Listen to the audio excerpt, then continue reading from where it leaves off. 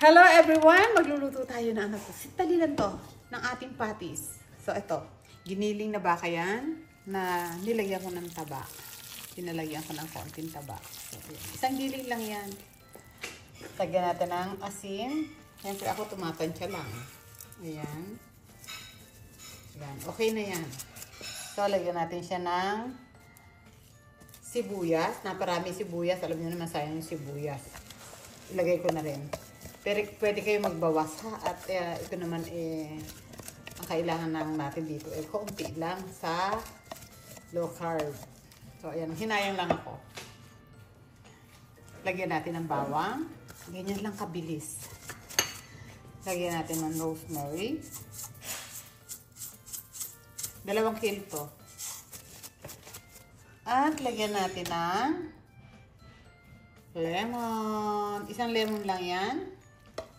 Hindi nga ako gumagamit ng paminta. Ayan na. Chili oil. Sabi ng iba, bakit buo? Hindi na po ako naglalagay ng itlog. Yan ako. Ano yung nilagay ko? Nasangkap yan lang po yan. Wala na ako idadagdag. Yan lang talaga. At nako. Nuknukan talaga ng sarap. Ay, kainaman. Sarap yan. So, ayan. Yan lang. Ganyan lang. Yan lang ang talagang sangkap niyan. Wow. Sarap. Yan. Mix lang natin. Halo-halo lang.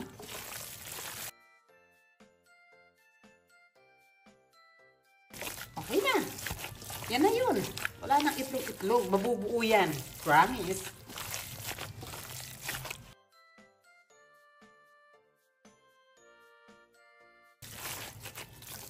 Okay na lang. Sampol.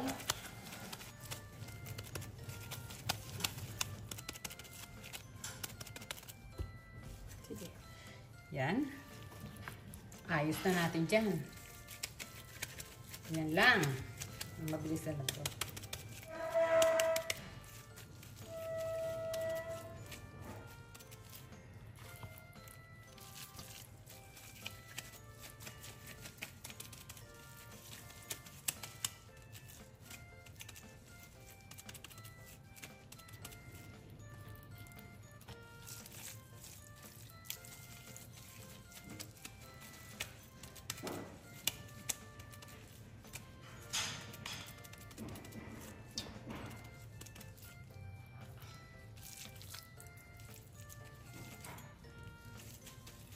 Sa akin.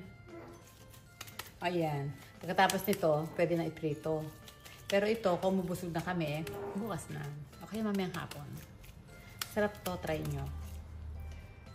Ganyan lang kasimple ilagay nyo. Huwag kayong matakot. Hindi yan sasabog. Hindi yan puputok. Na parang gidilig lang. Hindi. Konting oil lang yan o sa butter. Pwede na. Sarap. Okay. Thank you for watching. Bye. Nawa ay meron tutunan. Low carb. Bye.